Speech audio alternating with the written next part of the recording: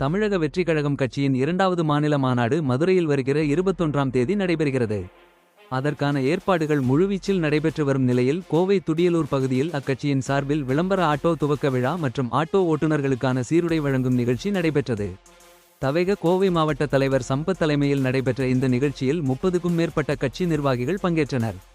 மாநாடு தொடர்பான விளம்பர பதாகையுடனான விளம்பர வாகனத்தை துவக்கி வைத்த சம்பத் சுமார் 60 ஆட்டோ ஓட்டுநர்களுக்கு இனிப்புகள் மற்றும் புத்தாடைகளை வழங்கினார். தொடர்ந்து செய்தியாளர்களுக்கு பேட்டியளித்த அவர், மதுரை மாநாடு மிகப்பெரிய வெற்றி மாநாடாக அமையும் என்றும், ஏற்கனவே விக்கிரவாண்டியில் நடைபெற்ற முதலாவது மாநில மாநாட்டில் லட்சக்கணக்கானோர் பங்கேற்ற நிலையில் கோவையிலிருந்து 40,000 பேர் பங்கேற்றதாகவும், தாங்கள் மற்ற கட்சியினரைப் போன்று பணம் கொடுத்து ஆட்களை திரட்டவில்லை, தாங்களாகவே ஆர்வமுடன் மாநாட்டில் பலரும் பங்கேற்பதாக குறிப்பிட்டார். மேலும் மதுரை மாநாட்டில் கோவையிலிருந்து தன்னெழுச்சியுடன் 1 லட்சம் பேர் பங்கேற்பார்கள் எனவும் நம்பிக்கை தெரிவித்தார்.